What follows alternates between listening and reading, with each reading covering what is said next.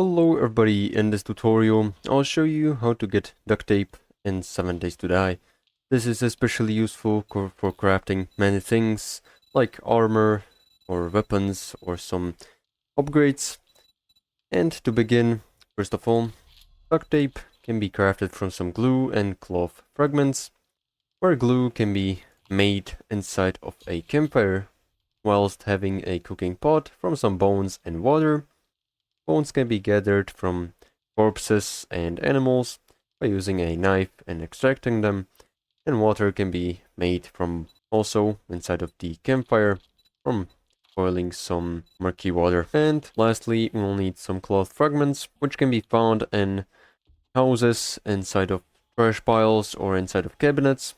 Also, glue can be found the same way, and cloth fragments can also be made from some cotton, which can be found inside of the pine forest area on the ground, and you can just extract it by using your hand. Then you can just make the cloth fragments instead of your inventory cotton, and once you have glue and cloth fragments, you can go ahead and craft the duct tape and then just use it however you need.